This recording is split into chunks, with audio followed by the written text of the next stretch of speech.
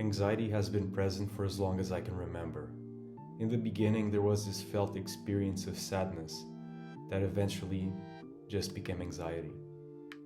As a child, no one really taught me how to handle it.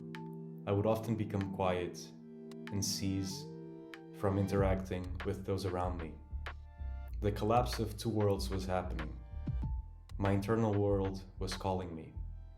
The external world demanded my attention. I tried to push anxiety away, pretend it wasn't there. There is a certain geometrical shape to it. It takes up different patterns and images, but it never truly forms into anything. That's what makes anxiety so elusive. Once you see it, look it in the eyes, it changes. It likes to make itself at home, extending from tension in my head to tightness in my chest.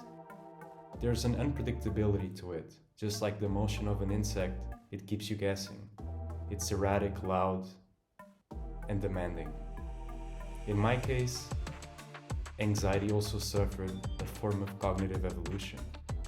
When I was younger, it was more about the feeling itself, but as I grew, it became more abstract, more semantic, more ingrained. It likes to stick around and remember that it has enough reach to jab you back. If I am to attribute a human shape to it, I would say that the face of my anxiety is the face of a younger version of myself. It refuses to give away control to the kingdom of mind, because when it did, it felt powerless and vulnerable. The borders of the body become more noticeable when anxiety arises. It tries to create a boundary that separates you from what is around. It tries to make you act like a turtle receding into its own shell. But you're a human, you have nowhere to hide. Once the cascade of anxious emotions starts, there is a fear that the gates will never close again, that you will feel this way forever. It turns the mind wild, refusing to be domesticated and tamed. It doesn't care about the gas bills. It just wants to spend resources without taking into account what you have. It makes you feel when you want to think, and think when you want to feel. It flips the North Star on its back. You totally forget that victory can be defeating and tragedy can be victorious. Everything just seems to be dangerous and alien. Familiar sightings change by dancing at a rhythm that you can't move your feet to. You feel exhausted but can't sleep. Somehow you become a drained battery that is still lighting up a room. There's no notion of sustainability. It's raining fear, and your courage umbrella is filled with holes. It makes you think so fast that you can only talk slowly. You hear people around you, and everything just seems out of place. You also feel electricity coursing through your body. Pulses of adrenaline contract your muscles. You become rigid, can't move. Breathing becomes harder and shallow. Thoughts are racing each other, and as a spectator, you can't really tell who's in front.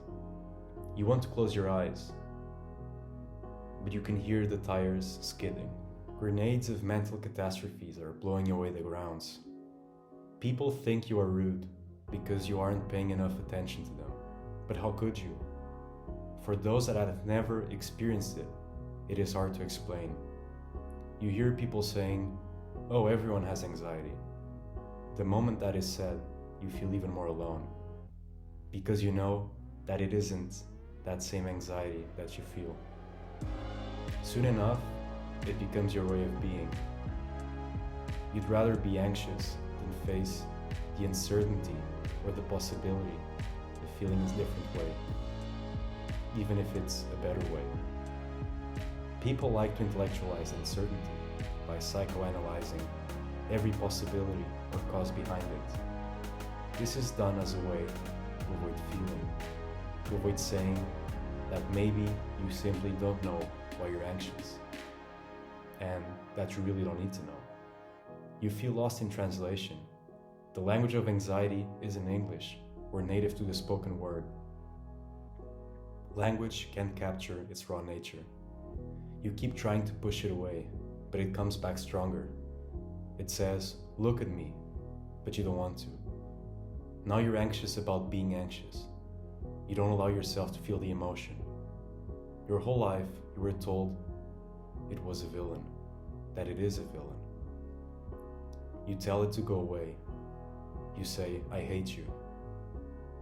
It starts crying, bewildered, and it replies, "I'm just trying to help."